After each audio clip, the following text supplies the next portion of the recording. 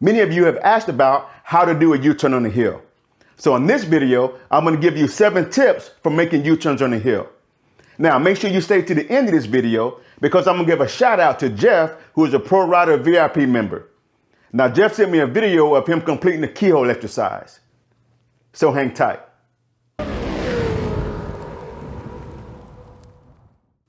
Hey guys, I'm Paul the Motor Guy, and welcome to my channel, where I pass on riding tips, practice drills, and defensive riding strategies. Now, I'm a rider coach, a motorcycle sergeant, and owner and instructor at Pro Rider Central Texas.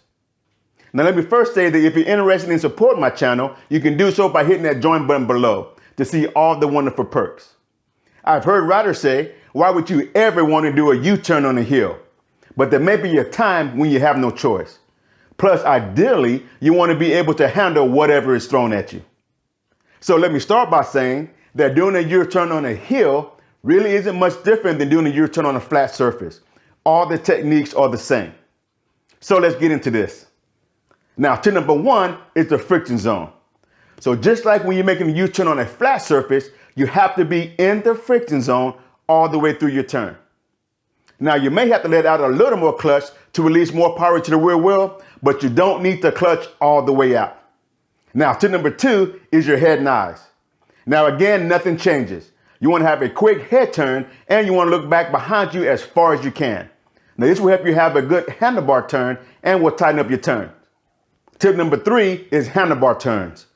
Now, you really have to commit to your handlebar turns when you're making U-turns on the hill.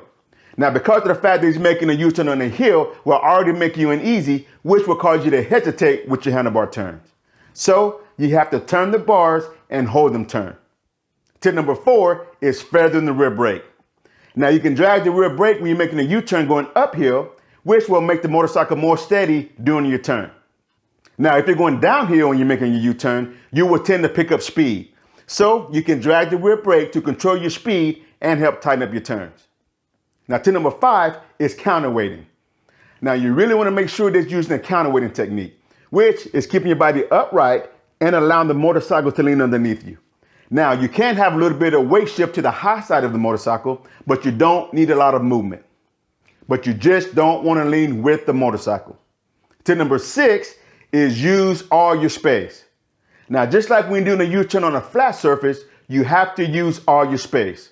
So you don't have to work so hard to stay within the boundaries. Now let's talk about tip number 7, which is speed.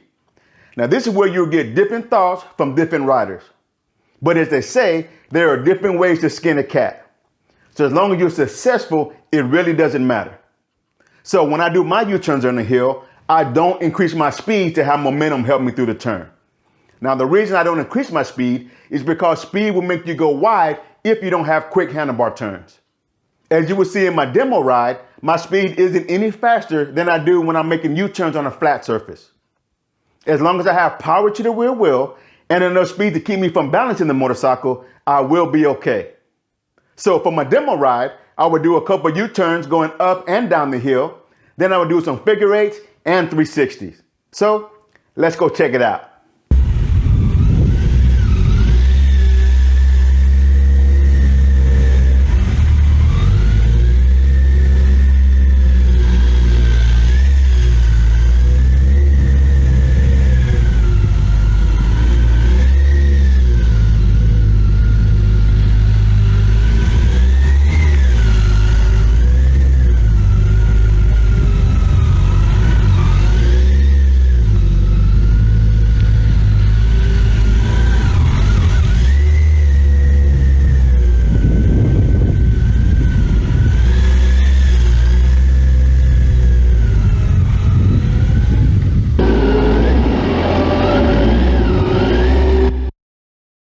As you can see, as I'm getting ready to start my turn, my speed is around 8 to 10 miles per hour.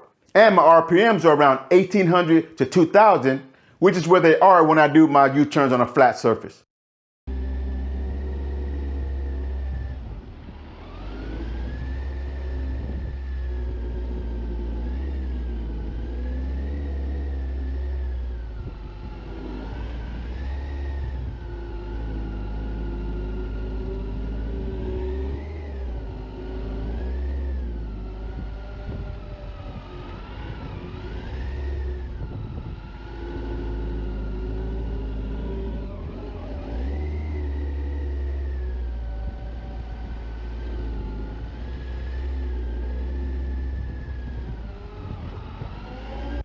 Now, another thing is you have to try to relax. Now, making U-turns on a hill is more mental than anything else. But remember, the motorcycle doesn't know if you're doing a U-turn on a hill or on a flat surface. It is a machine, so all it knows is the inputs that you're giving it. So, as you can see, there really isn't any difference between making a U-turn on a hill or on a flat surface. Now, I wouldn't recommend trying to do U-turns on a hill until you're able to successfully complete U-turns on a flat surface with some consistency. I would also recommend starting on a smaller hill before trying a hill like this one. Now it's time to give that shout out to Jeff. Now, Jeff has been a Pro Rider VIP member for 3 months. He's been sending me his practice videos and has been putting in a lot of hard work. So I wanted to honor him by showing the fruits of his labor. Now I'm going to show a before and after video. So let's go check it out.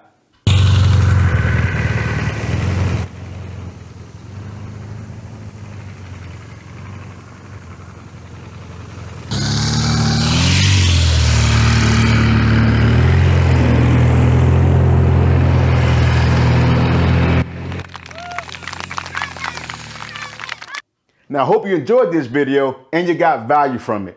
If so, smash that like button and don't forget to subscribe. Now, until next time, practice, practice, practice, and ride safe.